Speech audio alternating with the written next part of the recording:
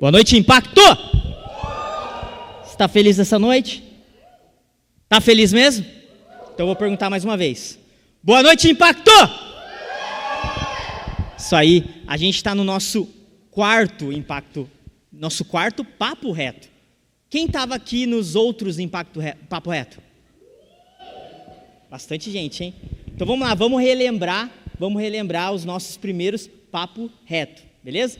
Qual foi o primeiro tema que a gente falou? Biologia veterinária. Vocês lembram quem veio aqui? O Eric, biólogo. Inclusive, em setembro vai ter um podcast junto com o Eric, falando sobre transplante de órgãos. E veio o Rogério também. Depois, na outra semana, o que a gente fez? Vamos, gente, me ajuda aí. Negócios empresariais e direito. Quem que veio aqui?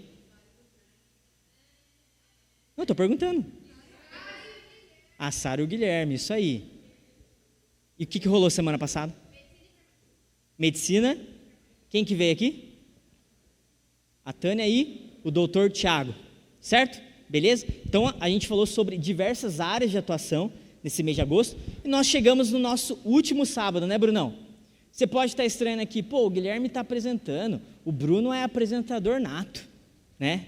A Sara, né, quase uma Fátima Bernardes, né? O que o Guilherme está fazendo ali? É que assim, hoje a gente vai falar sobre esporte. E aí, cara, a gente tem que falar uma verdade aqui, né, Bruno? Não é ofensa, né?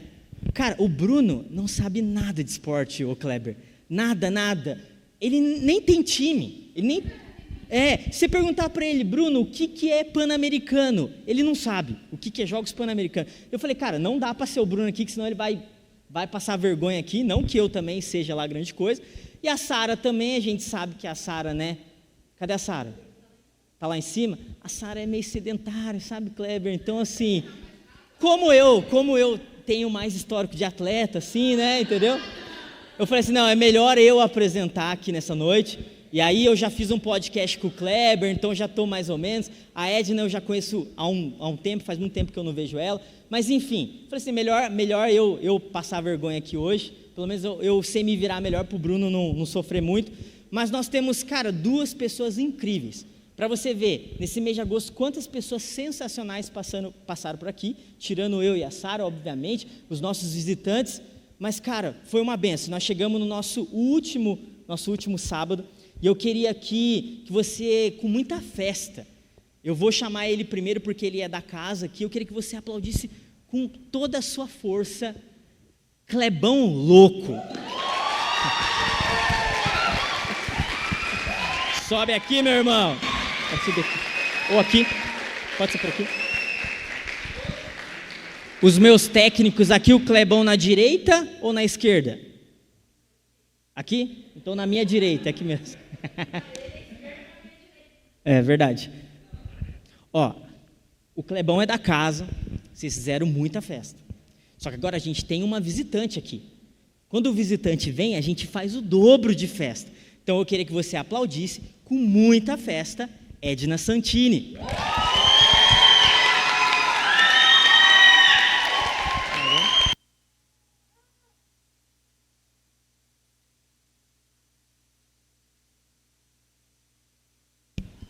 Bom, se você tem medo do Clebão, fião, você tem que ter medo da Edna também, tá? Deixa eu puxar aqui a minha cadeira aqui, pra gente conversar, e agora eu vou precisar do meu celular, que senão eu não consigo tocar isso aqui.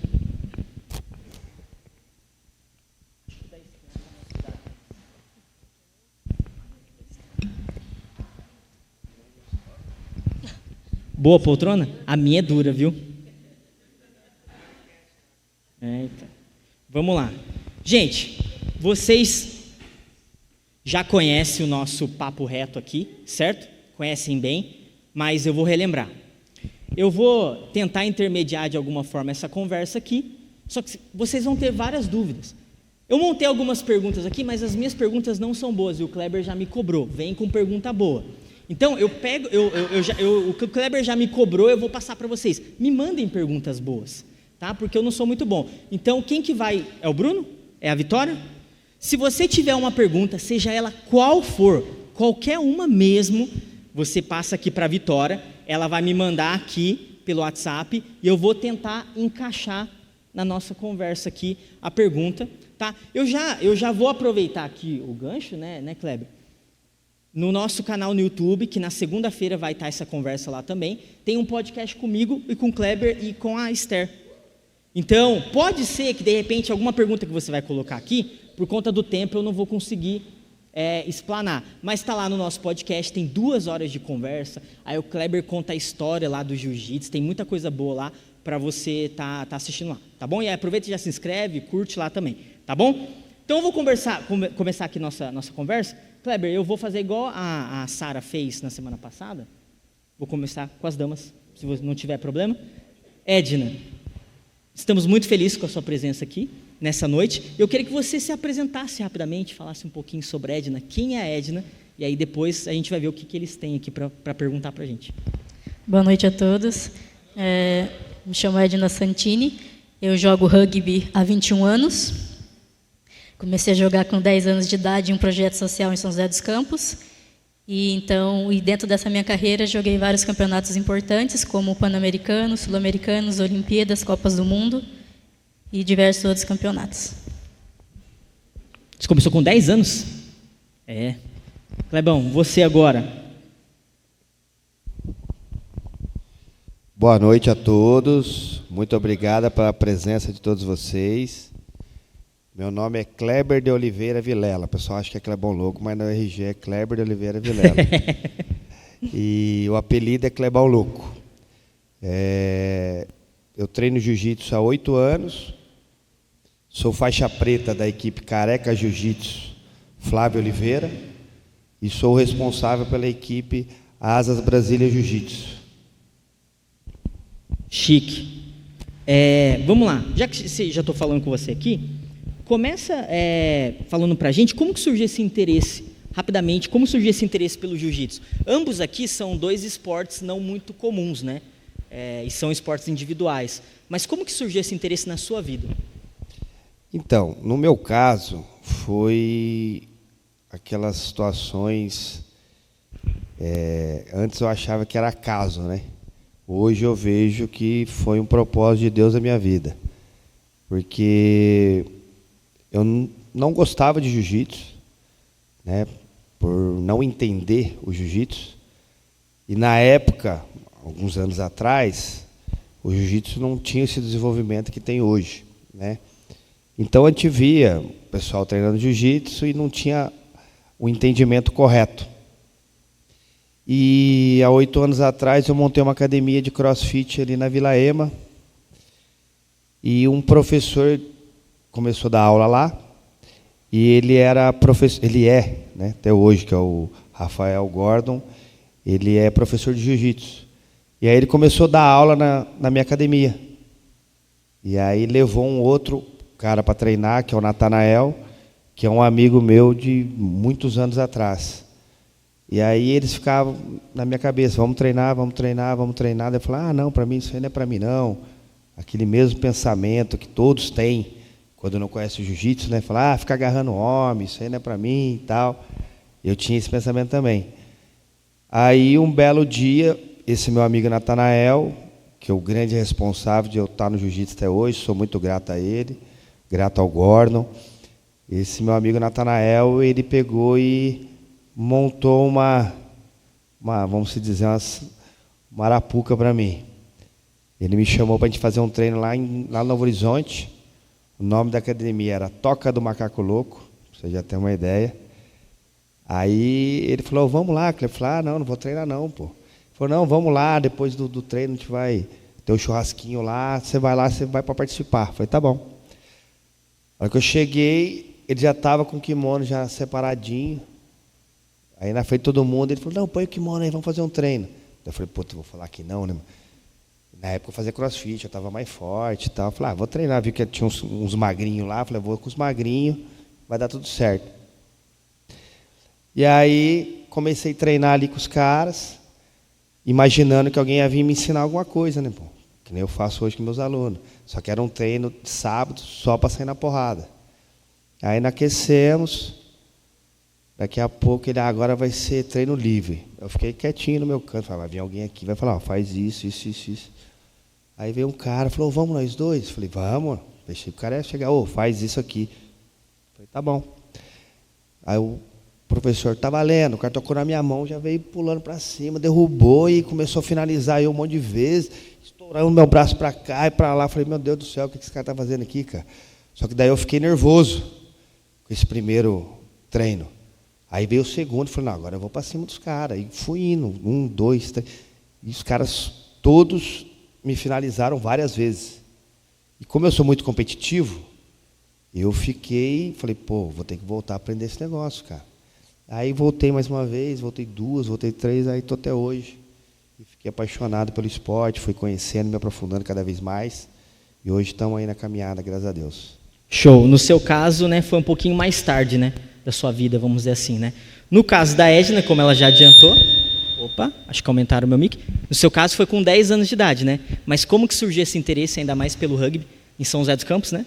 Como é que surgiu, como é que começou isso? Então, eu fazia o caminho para a escola ali, e eu vi eles treinando ali na Praça do Rugby, que é no Esplanada, né? Vulgo Maconhão, acho que a maioria conhece isso, mas agora... Próximo a ETEP, para quem não... Agora a gente não está se situando aí, ó, o Levi já conhece, não sei porquê. Entendi, só estudou, né? E aí eles treinavam ali, e aí quando começaram com o projeto social, começou todos os meus amigos de bairro a jogar, e eu, curiosidade de criança, falei assim, não, eu também quero brincar, né? Porque quando você começa com 10 anos é mais brincadeira. Aí eu vi todos eles lá, eu falei assim, não, vou entrar nesse negócio aí para brincar também. Aí comecei brincando, quando fui ver já estava com uma autorização para o meu pai e minha mãe, sem saber, para ir para um torneio de rugby. Aí foi que eles souberam também que eu estava jogando. Aí fui jogando, joguei, aí a gente fala que quando o bichinho do rugby pica, você nunca mais larga. Aí fiquei até hoje. Legal. No seu caso, era um time? Era uma atividade social, né, que tinha? Tem o time do São José, só que aí o rugby começou a ser mais social, né? Porque senão eles não iam manter o time. Era muito elite antigamente o rugby em todo mundo, e aí quando começaram a abrir para os projetos sociais, começou a crescer mais ainda. Uhum. Então, quando começou esses treinos, eu fui lá brincar e comecei e fiquei até hoje. Aproveitando que você falou aí sobre questão de trabalho social, é uma pergunta um pouquinho mais, acho, para você.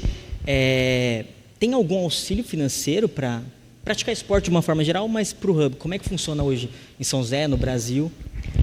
No Brasil é amador ainda, só quem recebe dinheiro é a seleção brasileira de Sevens, que elas são pagas para treinar todos os dias em São Paulo e morar lá. E hoje em dia se criou um time lá em Cuiabá, que é um francês, que ele era dono de um Sucos Melina, e aí ele montou um time lá e hoje em dia ele paga essas jogadoras, mas é só lá, só é o único time profissional do Brasil. Então hoje não tem uma liga, por exemplo? Campeonato Brasileiro? Não, tem, mas são todo mundo amador, todo mundo joga por amor. Só esse time que seria profissional? Só esse time que é profissional. Entendi. No caso de vocês, Kleber, tem algum apoio financeiro? Como é que funciona a estrutura do jiu-jitsu no Brasil? Então, apoio exclusivo para o jiu-jitsu não tem, porque o jiu-jitsu não é um esporte olímpico, né? Não é, né? Não é. O judô, karatê, essas artes marciais que são esportes olímpicos, o país ele destina uma verba para auxiliar esses esportes. O jiu-jitsu, ele não é, por não ser olímpico, não tem. O que tem nas redes municipais, estaduais e federais são as verbas para esporte, que é destinada para qualquer esporte. E é onde tem uma burocracia gigantesca para você tentar algo nesse sentido. Nós estamos trabalhando aí já há um bom tempo, ainda não conseguimos, que é bem burocrático, bem difícil. No caso, hoje você tem um trabalho social que você que lidera, né? Explica melhor hoje como é que você está atuando hoje no jiu-jitsu, com mais detalhe. Então, eu sou professor, eu tenho meus alunos adultos, né, que são alunos que estão comigo, que fazem parte do Asas Brasília Jiu-Jitsu, que é o nome da minha equipe, e eu tenho um projeto social há 3 anos, que eu dou aula para crianças e adolescentes da região aqui do Santa Cruz 1, 2, 3, Guarani e adjacências. E aí, esse projeto a gente custeia com a colaboração de amigos, né? Eu, minha irmã, os alunos meus adultos ajudam muito, tem amigos meus empresários que ajudam, tem amigos agora, graças a Deus, da Austrália, o Jefferson, que é primo do Kenji Kawamoto, que tem nos ajudado também. Então, estão aparecendo voluntários, empresas, voluntários que têm começado a nos dar apoio. Tá, legal.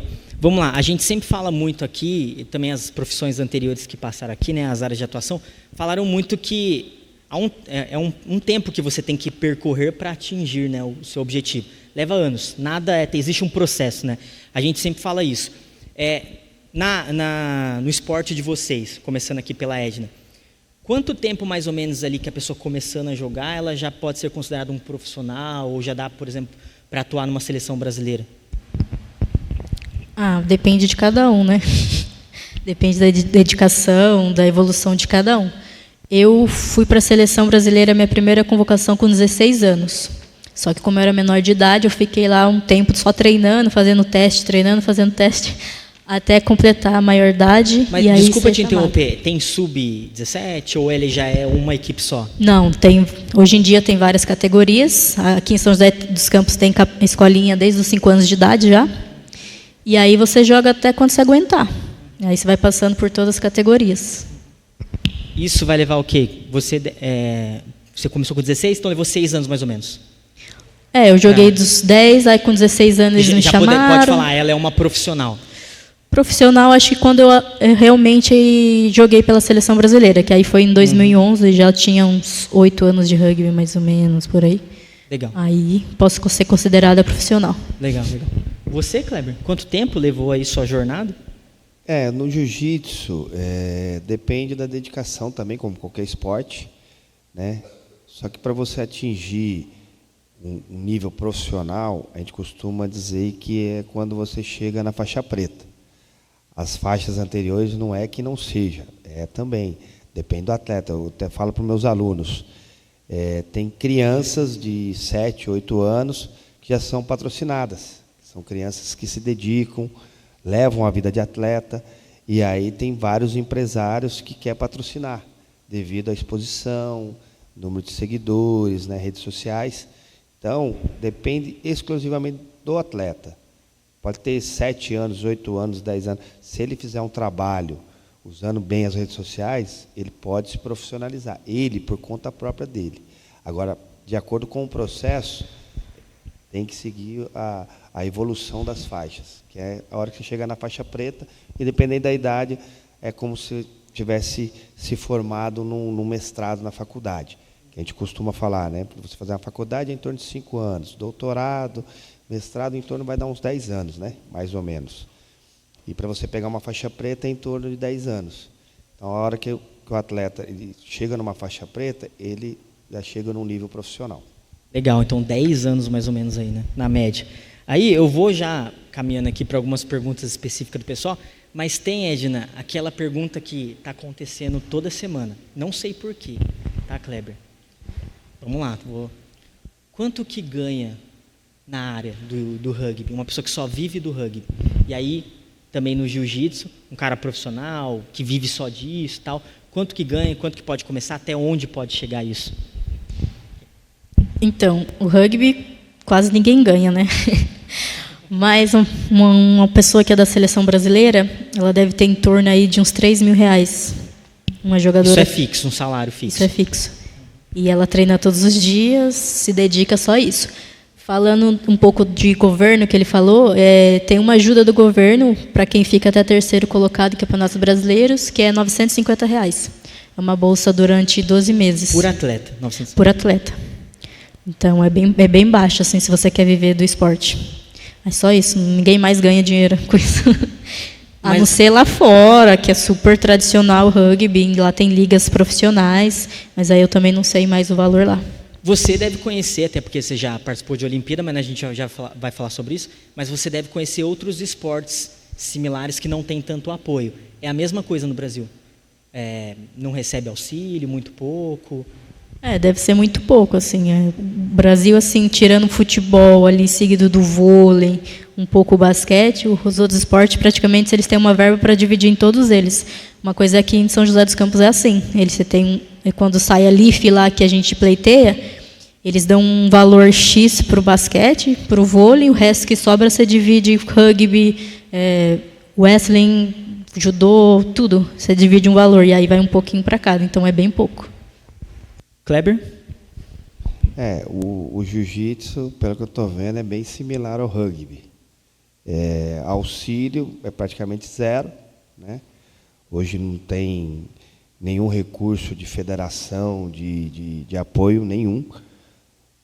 Cada atleta correndo atrás do seu individualmente, né? E é até uma coisa que eu sempre comento com pessoas da política, com amigos, vereadores, deputados, e pega no pé com relação ao que ela comentou. A gente tem esportes como futebol, vôlei e basquete, que já tem uma exposição gigantesca, né? Então, automaticamente, os patrocinadores, as mídias já vão atrás desses esportes, que são esportes populares. E eu posso estar errado, mas eu não vejo nesses esportes trabalhos sociais como tem no jiu-jitsu, como tem no rugby, né, como tem no judô. E a hora que vai se dividir uma verba, conforme ela falou da LIF, que é até uma verba que nós estamos concorrendo também, aí você vê lá, futebol não sei quantos milhões, basquete mais tantos milhões, vôlei tantos milhões, aí vai descendo, rugby, 50 mil, jiu-jitsu, 50 mil. Então, é até uma concorrência desleal. E são esportes que fazem até mais pelo social do que os próprios esportes que ganham mais. E é até uma coisa que eu não entendo qual que é a lógica de distribuição, porque a LIF é Lei de Incentivo Fiscal. Teria que ser dividido uma regra igual para todos. Ainda nesse gancho da questão aí de apoio, essa baixa salarial, vamos dizer assim, desanima? Então, isso que é o legal, né, do jiu-jitsu. Eu acho que do rugby deve ser isso também. Os atletas, eles praticam o esporte por amor verdadeiro. Não tem aquele negócio do interesse, né? Vou jogar em tal time, vou ganhar tantos milhões. Às vezes o atleta vai mais pelo dinheiro. Já no jiu-jitsu vai pelo amor mesmo, pelos benefícios que o jiu-jitsu traz, né? Os benefícios, desenvolvimento pessoal, controle, ansiedade, vários outros benefícios, e pelo amor do esporte mesmo. Você vê o que a gente faz, o trabalho que a gente faz, além de a gente fazer um trabalho pelo esporte, a gente leva o esporte para outras pessoas, porque a gente sabe a transformação que o jiu-jitsu leva para as pessoas. Edna, isso desanima vocês? E aproveitando também, hoje você vive só do rugby, você tem outra profissão, outra formação? Então, o rugby é o que ele falou, a gente joga por amor, né? Só que chega um tempo que muitos atletas têm que sair por questão da idade, tem que trabalhar porque tem que ajudar em casa. Então, você acaba perdendo bastante jogador que poderia ter um futuro muito bom no esporte, mas por ter que trabalhar, ele acaba saindo, porque ele não ganha nada. A gente ajuda, sim, com o que pode, que é transporte, alimentação, um uniforme para treinar. E qual era a outra mesmo? Se você tem outra formação? Eu recente me formei em Educação Física, né? Então, estou trabalhando como professora também no Armbox, mas comecei agora também. Hoje em dia, eu tenho essa bolsa atleta, porque a gente ficou ano passado em 3º lugar no Campeonato Brasileiro. Então, hoje eu vivo só dessa bolsa atleta e do trabalho que eu faço na academia. Entrando agora no que eu comentei antes, você já jogou Pan-Americano, certo? E Olimpíada também. A última foi 20. É por causa da pandemia, né? Mudou a data, né? Vocês recebem algum valor para jogar? Isso é uma curiosidade que eu tenho, tá? Ninguém perguntou. Vocês recebem para jogar uma Olimpíada ou vocês mais pagam? Então, você está lá treinando na seleção, então você está ganhando aquele salário base mais ou menos de R$3.000. Mas aí também depende do nível do atleta. Tem atleta que ganha 1.500, tem atleta que ganha 3.000.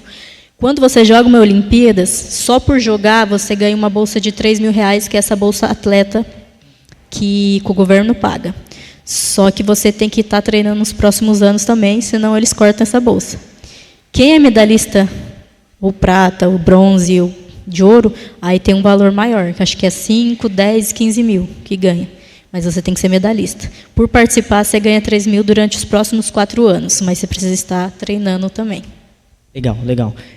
Agora eu vou fazer uma pergunta aqui, que eu vou ler a pergunta, tá? Acho que é mais fácil. O que você sente ao entrar no tatame para enfrentar um grande adversário, né? E no caso da Edna, o que você sente ao entrar no campo, né? Para enfrentar uma grande adversária? Quem quer começar?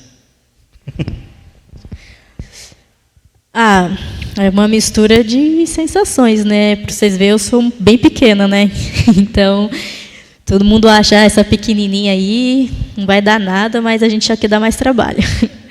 Então, é uma mistura assim, de sensações. Tem que entrar confiante, acreditando no seu trabalho, no que você é, e com tudo para cima, né? Não pode mostrar medo, não pode mostrar que você está ali meio titubeando, assim.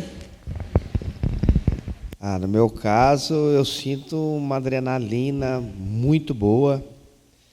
Eu costumo dizer que é uma das adrenalinas melhores que eu já senti na vida. É quando eu vou entrar para lutar, seja com qual oponente for, e se for um oponente forte, conhecido, aí eu consigo converter essa adrenalina para o meu bem. Às vezes a pessoa... Eu trabalho muito isso com meus alunos. Vai lutar com uma pessoa, às vezes mais conhecida, superior, ninguém é superior a ninguém, né? Todo mundo é capaz de fazer o que quiser.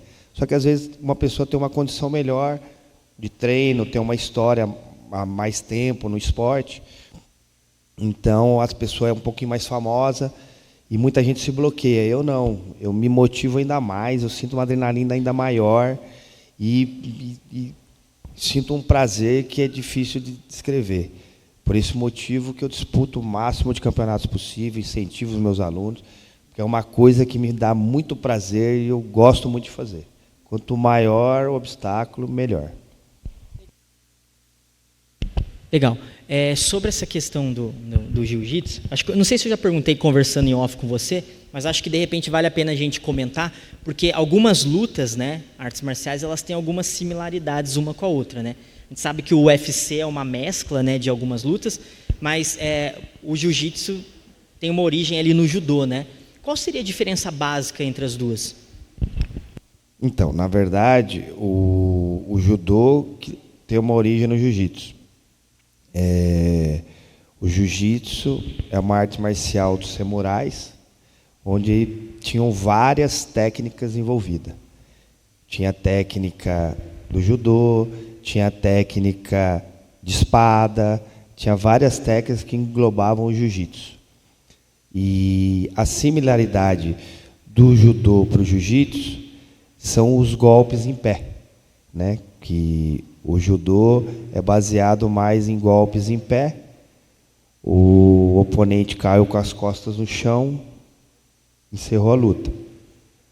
O jiu-jitsu não. O jiu-jitsu tem os golpes em pé, os mesmos golpes que são dados no judô podem ser dados no jiu-jitsu, porém a hora que cai com as costas no chão, aí que o jiu-jitsu começa a desenvolver mais, né? Porque daí que a gente começa a ter as técnicas para sair daquela situação crítica, que é esse que é o segredo do jiu-jitsu, que ele te ajuda a sair de uma situação difícil, que eu costumo falar para as pessoas, numa situação de combate, né? Te treina ao máximo para não precisar, mas se precisar numa situação de combate, você cai de costa para o chão, o agressor ele vem te agredir e trava você no chão e começa a te bater, quem não tem o conhecimento do jiu-jitsu, ele fica perdido, sabe o que fazer, né? Já nós do jiu-jitsu, a hora que a gente cai, a gente já sabe como se proteger, já sabe como se defender, já sabe como atacar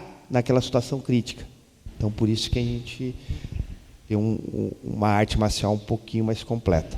A gente pode dizer, então, que o judô ele seria um pouquinho mais engessado ali nos golpes. São mais aqueles golpes, aquela regra. E o jiu-jitsu tem os golpes do judô, mas tem mais golpes, então. Seria mais ou menos isso. Não é que o judô é engessado, né? O judô ele tem a origem deles, a filosofia deles, que são os golpes em pé, né? Tem alguns golpes no chão também, mas são poucos.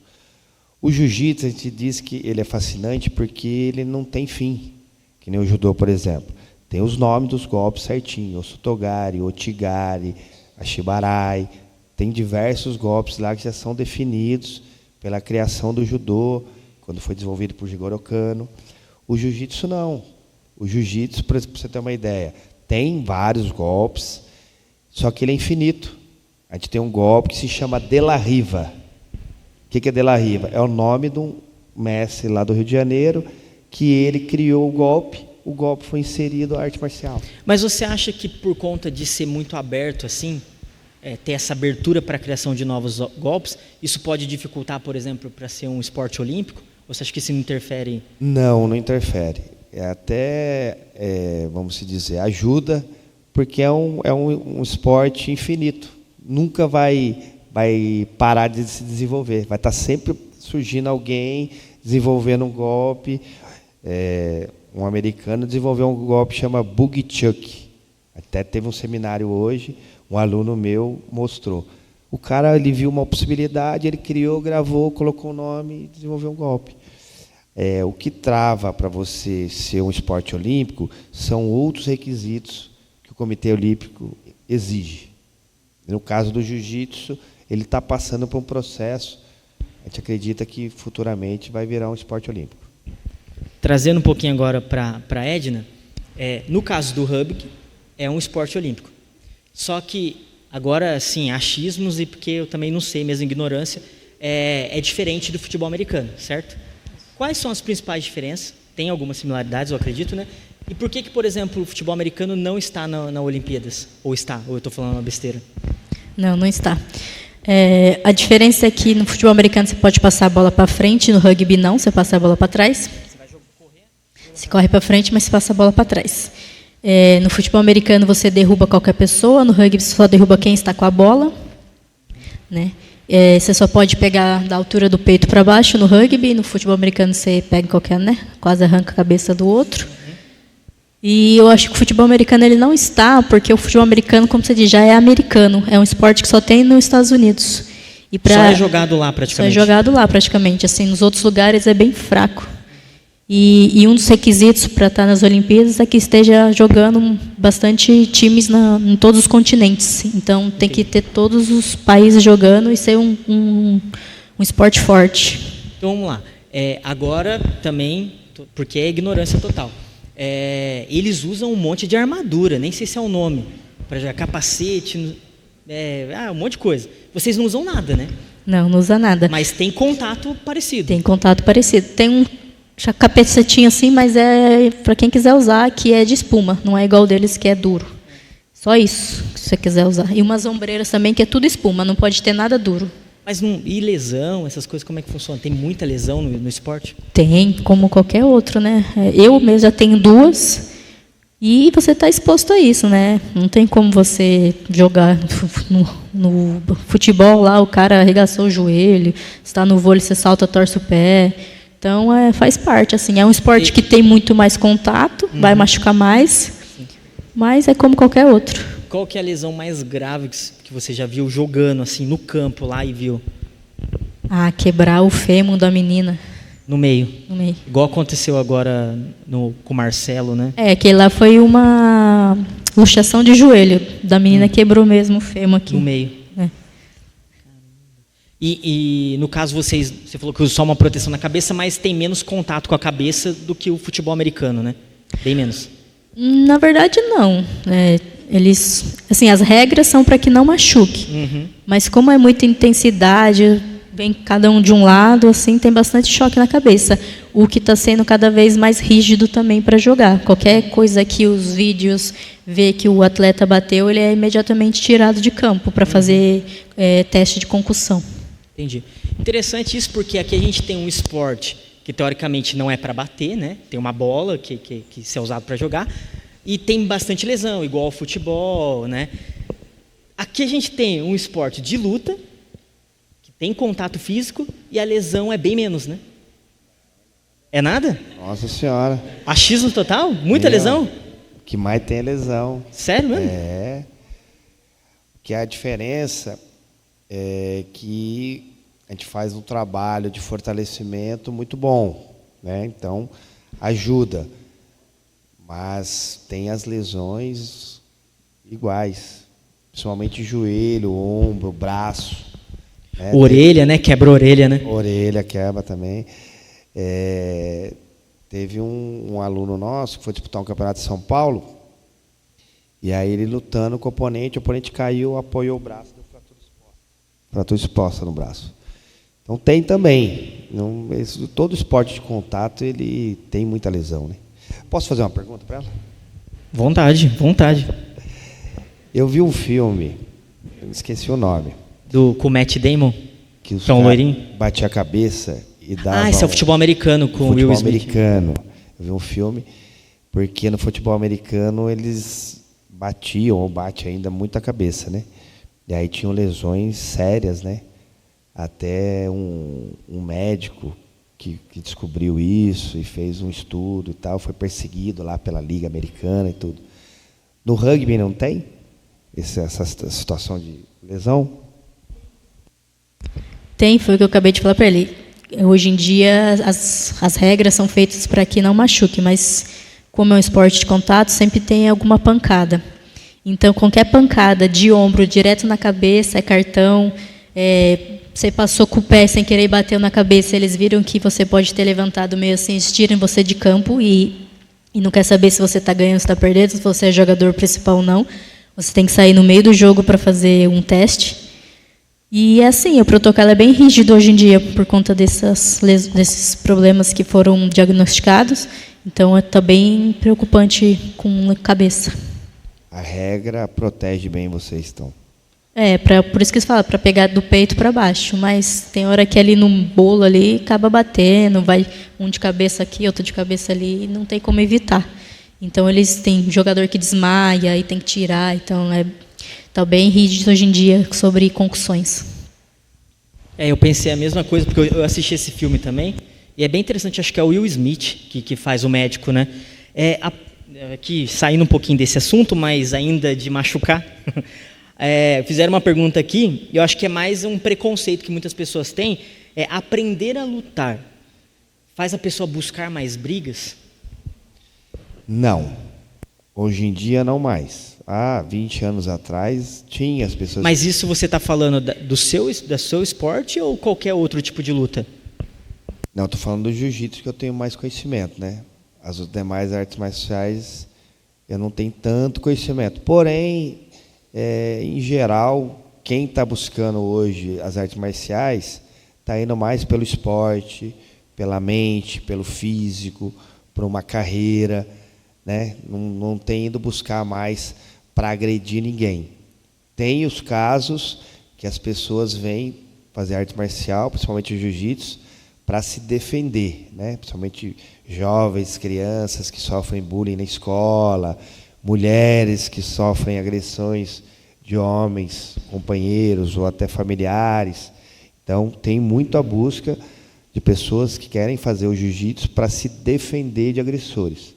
Mas para agredir, eu vou falar para você que eu não conheço nenhum caso nos últimos anos que eu tenha treinado.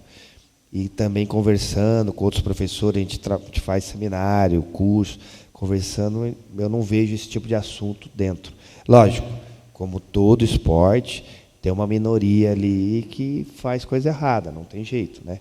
Muita gente pratica o esporte. Então tem uma minoria que faz coisa errada, mas a grande maioria esmagadora busca o esporte para evolução pessoal e para autodefesa. Isso já foi até uma pergunta que fizeram aqui, se o pessoal tem buscado muito para autodefesa. Basicamente, artes marciais é para isso, né? Exatamente. Hoje, o foco maior, no meu ponto de vista, quem busca o jiu-jitsu é para trabalhar a mente, o físico e para se defender numa situação crítica. Tá, legal. Você comentou um pouco sobre a origem do jiu-jitsu e perguntaram aqui qual é a origem do rugby. Não tem nada a ver com o futebol americano, surgiu em outro lugar. Não, o rugby surgiu na Inglaterra, numa escola, acho que chamava rugby mesmo, um jogador que eles contam assim, que o jogador ele já estava de saco cheio de ficar jogando bola com o pé, então ele pegou a bola na mão e saiu atravessando o campo inteiro, e os outros tentaram derrubar ele. E aí daí que nasceu o rugby. Legal, os ingleses então criaram também. Os ingleses. Legal. Sobre ainda, voltando um pouquinho na questão da Olimpíada, qual que é o sentimento de representar o seu país numa Olimpíada? O que você sentiu ali naquele momento? Você sente que você atingiu o ápice, né, de um atleta. É bem gratificante, é muito bom ser reconhecido como um atleta olímpico, né, poder estar ali com todos aqueles outros esportistas que você admira, né, e que está tão longe, mas que de repente está do seu lado e você é igual a ele ali, que você está numa vila olímpica.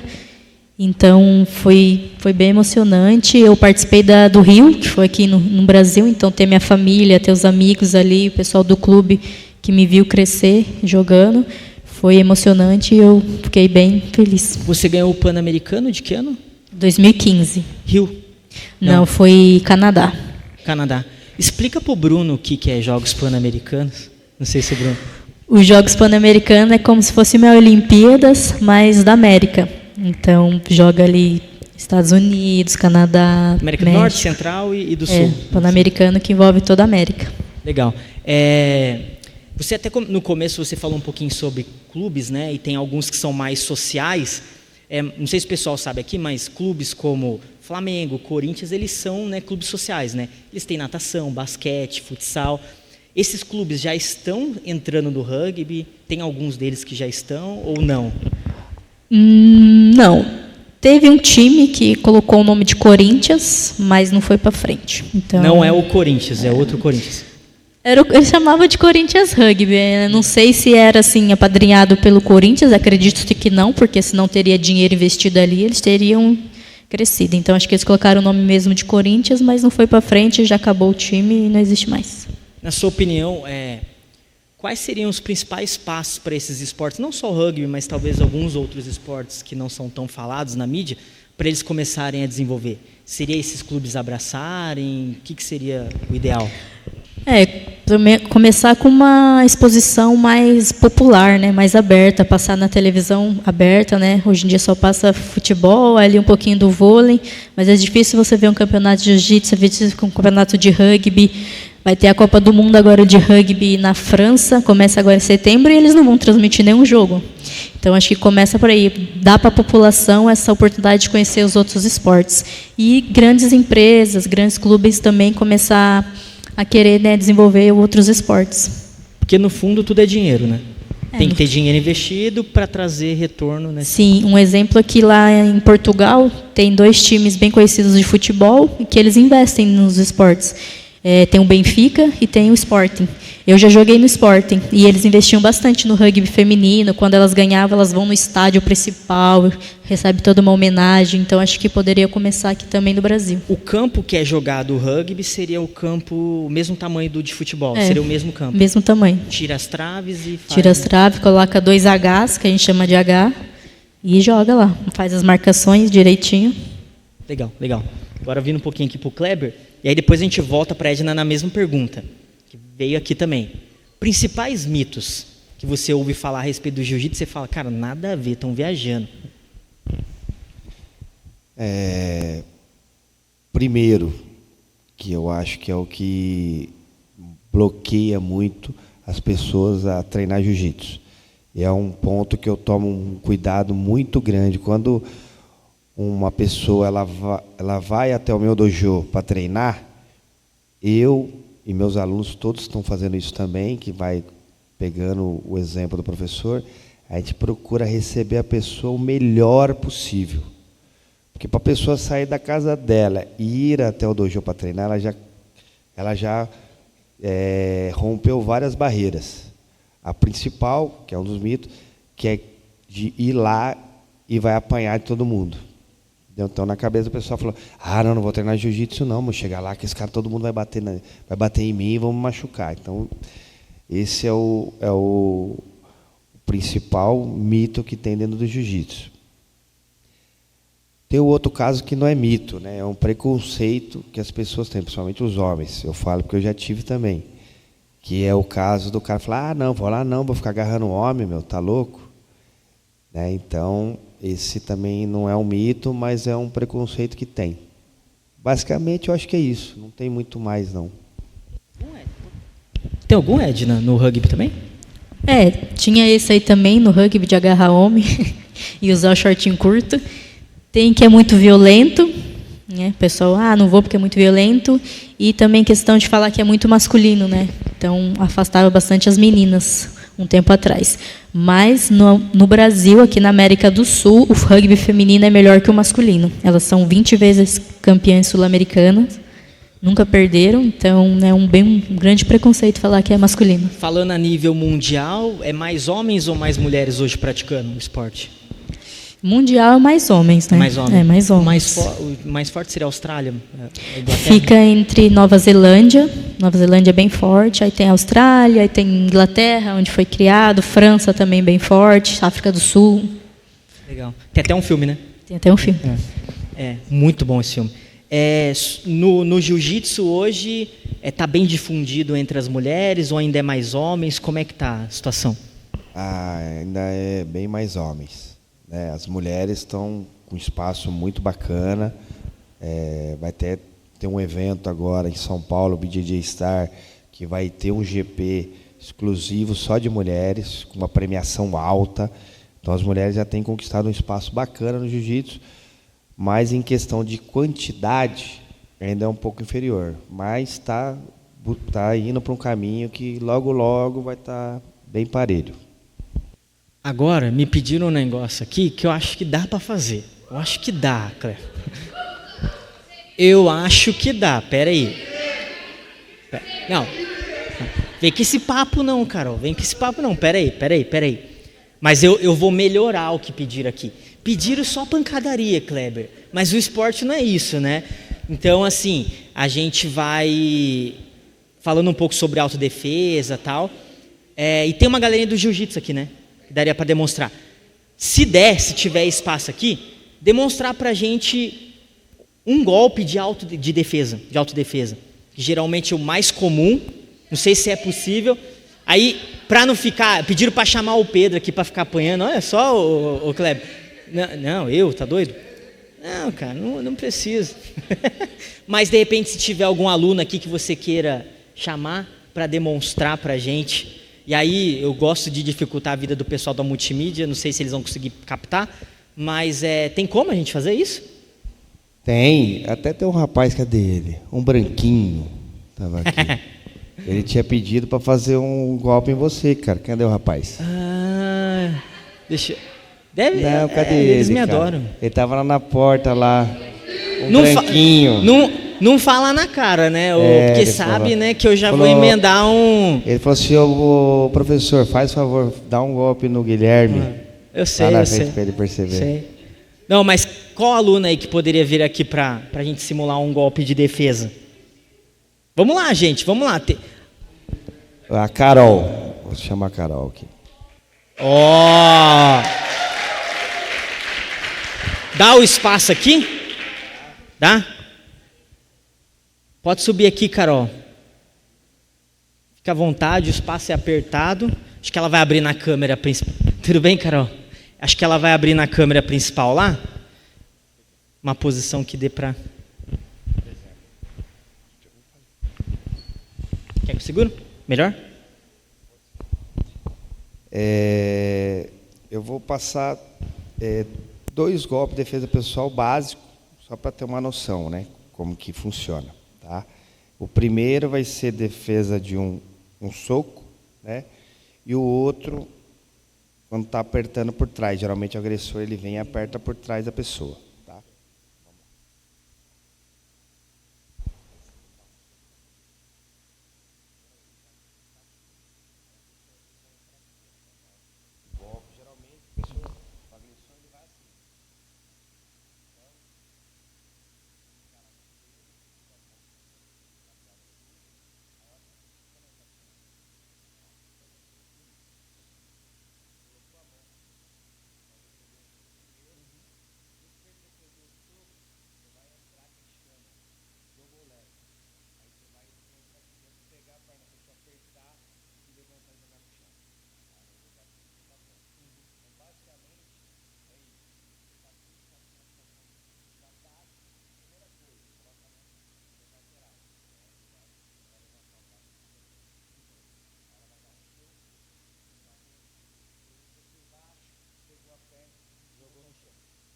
Joga no chão. E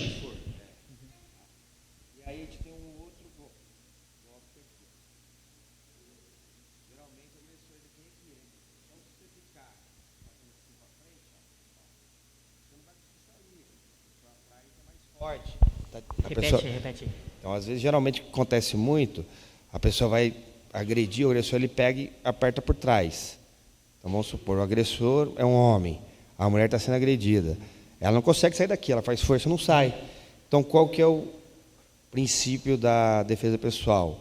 É você usar uma técnica para sair da força. No caso aqui, o que você vai fazer? Você vai ficar na base, você vai se abaixar, levanta o braço.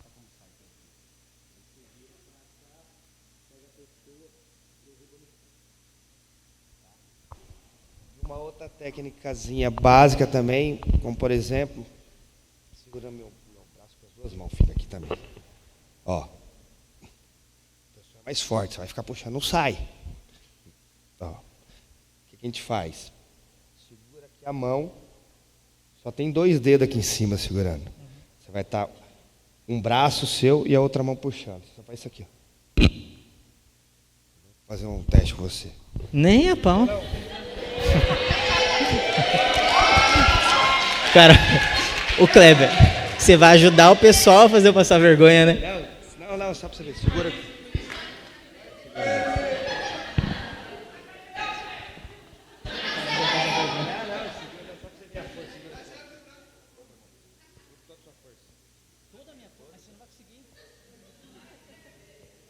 Vai.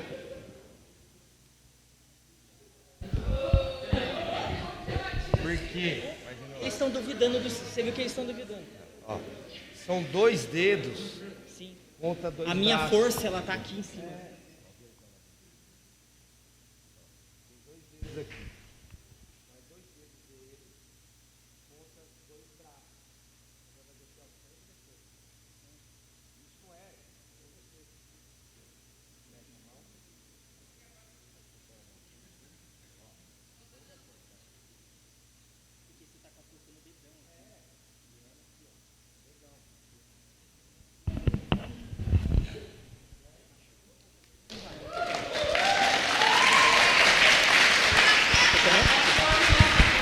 Aí, viu? Histórico de atleta, irmão. Kleber me ajudou aqui. Vou contar não. Então o jiu-jitsu ele ensina você pegar os pontos fracos de um agressor. Porque se você ficar puxando, o cara é muito mais forte, você não vai conseguir tirar sua mão nunca dali. Só de você fazer isso aí, principalmente para mulher, às vezes sai, tem cara que tem a mania de ficar grudando, puxando. Tira a mão por cima, se o cara já fica até meio assustado, fala, opa, estou fazendo toda a força, a menina tirou a mão com maior tranquilidade. Então, o jiu-jitsu tem esse lado, que é o da defesa pessoal, né? Que algumas academias estão deixando um pouquinho de lado, estão indo só para a parte esportiva. Para os meus alunos, eu sempre passo a parte de defesa pessoal, que é o importante para poder se defender numa situação crítica, né? Então, mas você não acha que, por exemplo, olha eu já causando, mas o esporte ir, por exemplo, para uma Olimpíada, não pode de repente perder isso porque a pessoa fica muito focada em ponto, fazer ponto, porque o judô é isso, né? Jogar o cara no chão, fazer o ponto e pronto.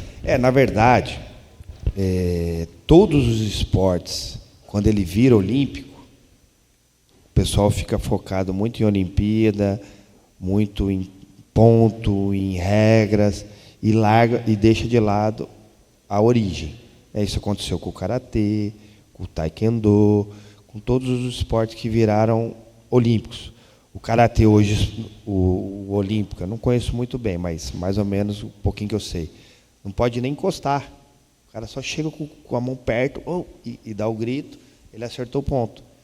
Então, se a academia, o professor foca só nessa parte esportiva, ele perde um pouquinho a essência. O jiu-jitsu é bacana isso, mesmo que vire olímpico, grande parte dos professores sempre ensinam a origem do jiu-jitsu, porque todas essas artes marciais foram desenvolvidas por exércitos. O jiu-jitsu foi desenvolvido pelo exército japonês. O taekwondo foi desenvolvido pelo exército da Coreia, com a finalidade de combater o inimigo e matar o inimigo.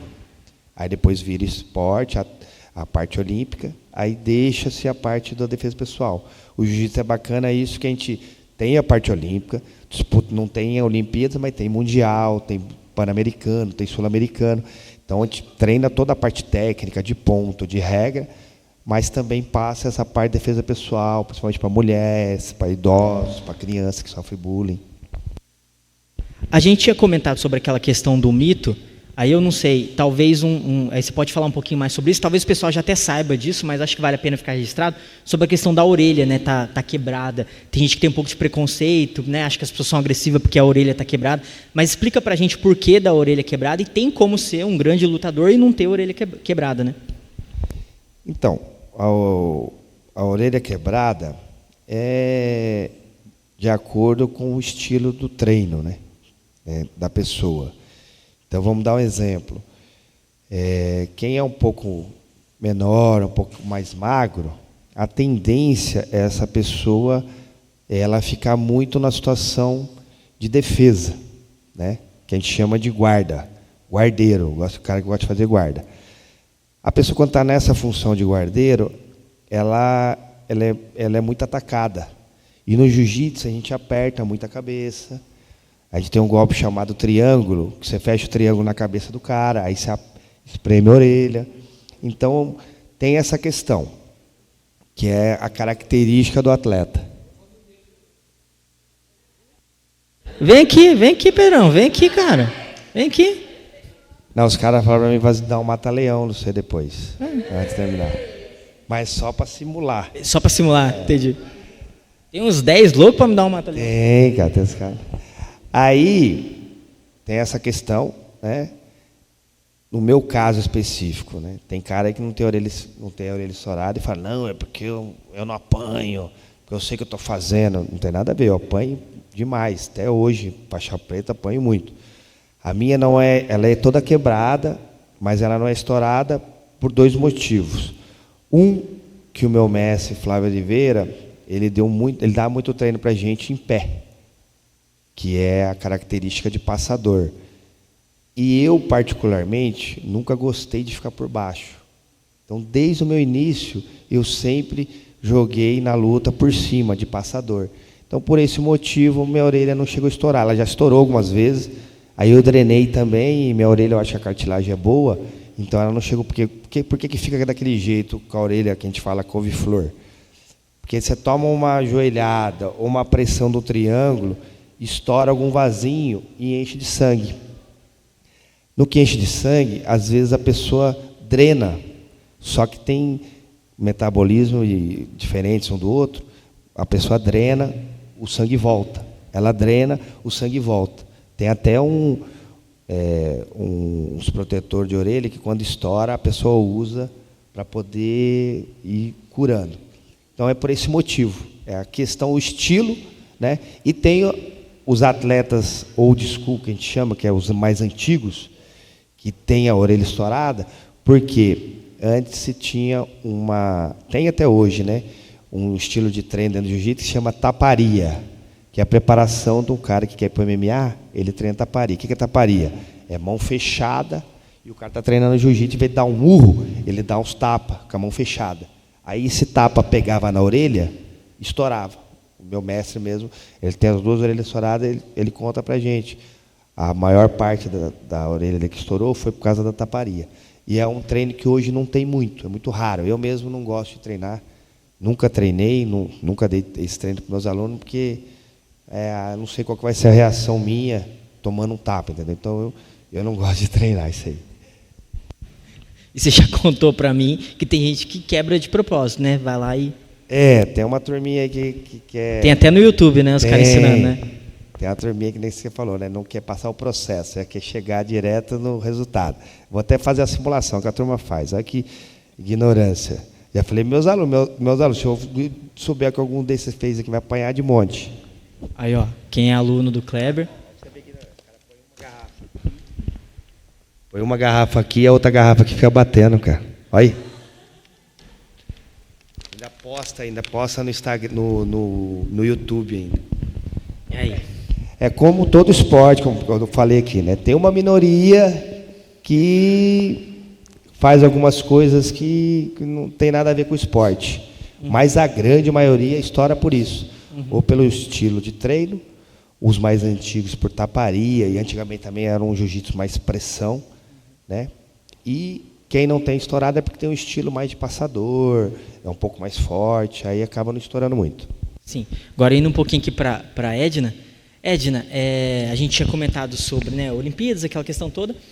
O que acontece? A gente falou também sobre lesão, né? Quando você tem uma lesão grave e não pode jogar, e aí como é que fica? Continua recebendo apoio? Tem auxílio para hospital, para médico, fisioterapia? Como é que funciona hoje? No rugby, né? Claro. Então, falando em seleção, eles cobrem tudo, né? Se você se machucou por eles, eles cobrem a despesa, eles tentam arranjar um médico, operação, tudo que você precisa. Você tem fisioterapia, tem tudo. Já em clube, aí é mais difícil, né? Porque devido ao apoio, muitos clubes não têm parcerias, não têm dinheiro para ajudar o atleta. E aí vai depender da condição de cada clube. Por exemplo, aqui em São José, a gente tem parcerias com algumas clínicas, que aí você consegue um exame mais rápido de ressonância, de ultrassom, alguma coisa. Mas para cobrir uma operação, aí vai depender de SUS, ou se a pessoa tem um convênio. E assim, é de cada atleta. No caso do jiu-jitsu, Kleber, como é que funciona? Machucou numa competição, tem algum seguro? Como é que funciona hoje? Acho que isso é uma informação importante, né? Não tem... se o atleta não tiver um convênio médico, não tem cobertura de nada. A gente tem um exemplo aí dentro do jiu-jitsu, que é o Jacaré. Ele era até atleta do UFC, lutou UFC. Ele já era campeão mundial, um atleta renomado. E numa luta, ele fazendo com o Roger Gracie, ele quebrou o braço, lutando. Ele ficou meses parado, sem apoio nenhum, de nada, só amigos. Ele quase desistiu do esporte por causa dessa lesão. Dentro do jiu-jitsu não tem nada. Se o cara não tiver um convênio médico por conta, vai cair na mão de um SUS aí, rezar para Deus para ser atendido. Teve algo assim ao longo desse percurso, a sua caminhada dentro do jiu-jitsu, que fez você querer parar? Chega para mim de jiu-jitsu, em algum momento teve isso? E por quê, né? De pensar em parar, não. Quando você é muito apaixonado por algo, nada te para, né? Quando você é apaixonado e sabe que aquilo ali é teu propósito, nada te para. O que acontece, às vezes, você fica meio chateado com algumas situações, né? Com coisas que acontecem dentro do esporte, que você achava que não ia acontecer nunca. Quando você é muito apaixonado, a paixão ela atrapalha em tudo, né? Relacionamento conjugal, esporte, trabalho. Quando você tem muita paixão por algo, você fica um pouco cego, né? E o jiu-jitsu é como qualquer esporte, como qualquer coisa no mundo. Tem pontos positivos e pontos negativos. E aí, a um determinado ponto, eu me chateei com algumas coisas, fiquei um pouco triste, mas jamais pensei em desistir. A intenção, acho, vamos dizer assim, do inimigo era me fazer desistir. Mas meu propósito é muito maior, isso só me deixou mais forte ainda. E mais determinado pelo meu objetivo, que é desenvolver o jiu-jitsu e ajudar o máximo de pessoas possíveis através do jiu-jitsu. Legal. Edna, teve algum momento que você pensou, chega de rugby, eu já falo, chega de jiu-jitsu, chega de rugby? Não, igual ele falou, acho que a gente é muito apaixonado e a gente não quer parar, mas a gente fica chateado. Eu me machuquei 2 vezes e aí eu estava no meu melhor momento, aí você pensa, nossa, eu vou ter que fazer tudo de novo para chegar lá de novo. E a gente sofre bastante quem é atleta de alto rendimento, porque alto rendimento não é saúde, né? O pessoal fala que esporte é saúde, mas alto rendimento não. Você leva seu corpo ao extremo. Esses jogadores de futebol não quer dizer que é saúde, né? Esses aí eu acho que porque eles sentem uma dorzinha e já não joga. Agora... Fica a dica aí aos jogadores. Concordo com a Edna. Mas a gente que é do rugby, muitas pessoas jogam com dor. Se você for ver um jogo de rugby, você vê o cara sangrando, ele sai, ele enfaixa a cabeça e já volta. Não fica, vou sair, não. Então, mas é isso. A gente, quando você está no seu auge, assim, e vem uma lesão assim que te afasta por mais de 6 meses, Aí o atleta fica chateado, mas aí ele fica assim, ali alguns meses, né, meio assim, mas depois ele, não, vou fazer tudo de novo porque eu quero chegar lá e treino até mais. Legal, legal. Você começou muito cedo, né? O Kleber, ele comentou, ele começou um pouquinho mais tarde na vida dele. Existe ali uma idade limite para a pessoa começar? Ou se você começar depois dos 15, dificilmente você vai conseguir jogar com alto rendimento? Então, a gente quer que comece cada vez antes, né? Se você pegar uma Nova Zelândia, a tradição lá é jogar rugby. Você não vê o time da Nova Zelândia de futebol ser falado. Mas se você pegar a história do rugby, você vai ver que lá o rugby na Nova Zelândia é muito forte. Então, é uma coisa de tradição. Então, quanto mais novo, né, melhor. Lá é um filho que chega a uma seleção dos All Blacks, que é o nome conhecido, é uma honra, né, para o pai e para a mãe ter um filho lá. Então, a gente quer que comece bem cedo, assim. Quanto mais tarde, pior, né? Porque, bom, você já passou uma fase ali de formação muito importante, né, de um atleta. Sim. Mago, para você, eu esqueci o Ed, né? Agora no final, né? Até esqueci da pergunta que eu ia fazer para o Kleber. Lembrei. Kleber, você começou um pouquinho mais tarde, mas você tem vários alunos aqui novinhos, né? Qual que é a diferença que você acha de uma pessoa que começa cedo? As principais diferenças para alguém que começa um pouco mais tarde, embora é possível, né? Quais são as maiores diferenças? Com relação a oportunidades mesmo, né? Quanto mais cedo você começar em qualquer esporte, qualquer atividade, a probabilidade de você chegar no topo, ela é maior. Você tem mais tempo para você se dedicar, você tem mais tempo para você se decepcionar, você tem mais tempo para você sofrer derrotas, né? Então, a caminhada ela fica maior, então fica difícil do mesmo jeito, porém as oportunidades são muito maiores. Eu tenho um aluno de 5 anos, já está se desenvolvendo muito bem. Eu falo para eles, se eles quiserem, eles vão chegar a ser campeões mundiais, só depende deles. Eles têm a vida inteira para treinar. E o legal do jiu-jitsu e dos esportes individuais, né? O esporte coletivo é um pouquinho complicado, porque às vezes você se dedica, você faz dieta, você treina, você faz tudo perfeito, mas daí seu amigo do lado ali não faz, ele compromete o time inteiro. Então, nos esportes coletivos, você depende de você depende da equipe, você depende do técnico, você depende do empresário, você depende de vários fatores. No individual, eu falo para eles, só depende exclusivamente deles. Se eles treinarem, fazer dieta, se dedicarem, eles vão ganhar.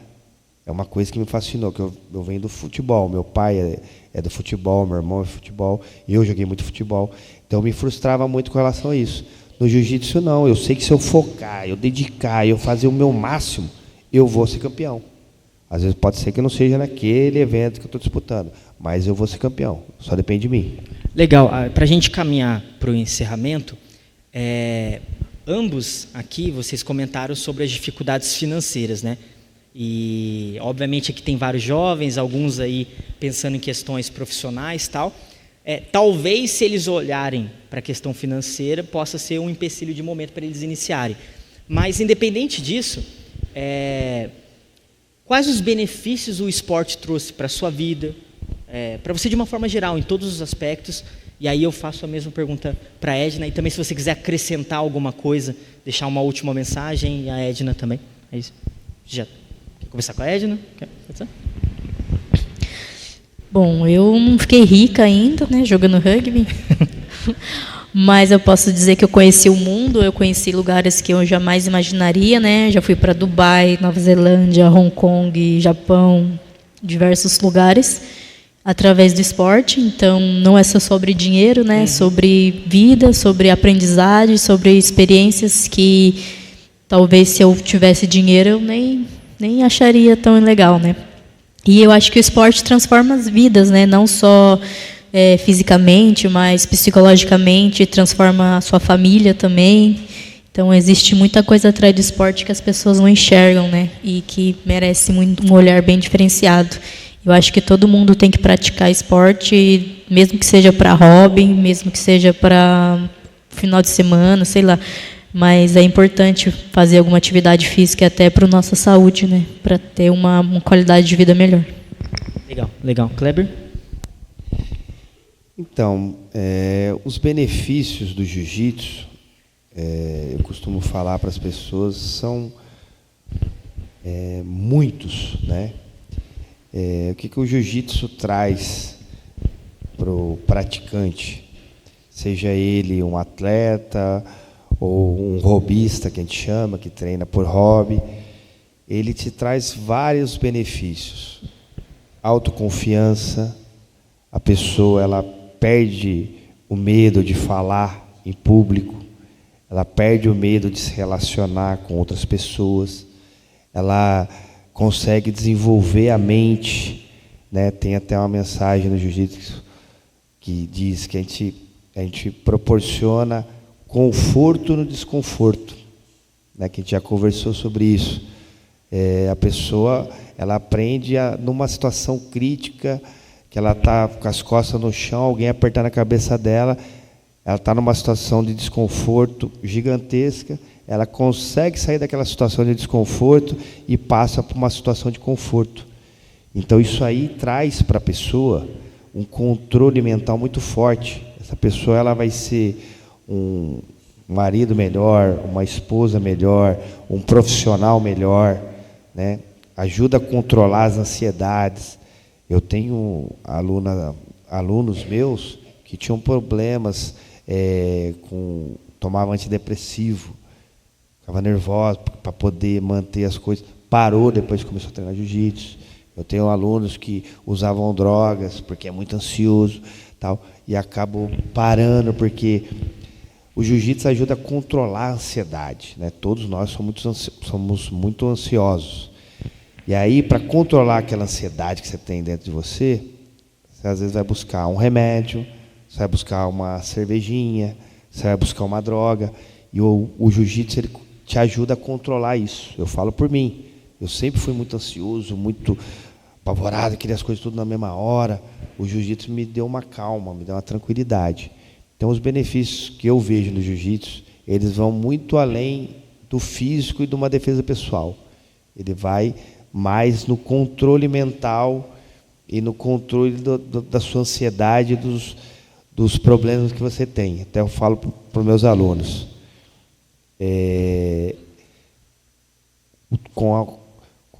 Conforme você vai treinando, ao passar dos anos, você consegue controlar os seus medos.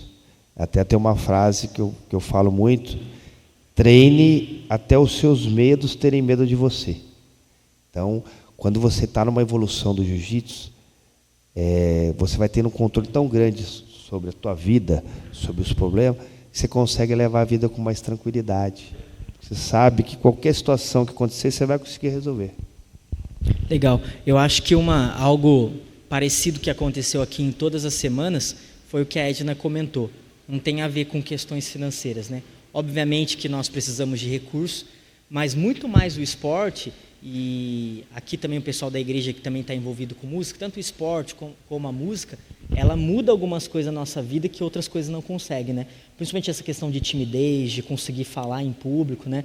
Recentemente estava conversando com uma cliente que luta jiu-jitsu, e ela começou já com uma idade um pouco avançada, mãe já de 2 filhos e tal, e ela falou que como a luta fez ela ter mais autoconfiança em si, perder a timidez. Então a gente vê que o esporte, ele traz isso mesmo, né, na vida das pessoas. Bom, Kleber, muito obrigado, mais uma vez, né, segunda vez. Edna, obrigado, viu? Deus abençoe a vida de vocês. A gente vai tirar uma foto agora, mas antes da gente tirar essa foto, vocês podem ficar sentados aí, você pode ficar de pé nesse momento. Eu tenho alguns avisos para trazer. Nós encerramos nosso mês do Papo Reto, né? Não sei se você está feliz ou não com isso, mas a gente não para, né? As nossas atividades aqui não param, todo sábado nós estamos aqui, né? E agora em setembro a gente começa uma série nova de mensagens, né? Chega um pouco de conversa, depois outro mês a gente volta, já começar uma nova série de mensagens chamada Diminua. Então venha todo sábado, participe. Eu sempre falo aqui que as nossas séries elas precisam dar continuidade. Todos os temas aqui que a gente conversa, se você perder uma, você já fica meio voando. E eu garanto para você, essa série de mensagens aqui, se você perder uma, você vai ficar meio deslocado. Então venha, participe. Você que está nos visitando aqui nessa noite, nós temos cultos também no domingo, todos os sábados nós estamos aqui. Nós somos uma igreja em célula, então nós temos cultos nas casas também. Então, se você quiser participar de uma célula, procure um líder de célula. Depois temos o Bruno aqui, tem o Levi, cadê o Levi? Tem a Esther também, que tem uma célula. Então, procure uma célula dentro do seu perfil para você estar participando. Amém? Amém? Eu vou fazer uma oração para abençoar a sua vida e vocês estão dispensados. Nós vamos tirar uma foto aqui. Se tiver, a Aninha está aqui para tirar uma foto nossa. Se você puder fechar os seus olhos nesse momento,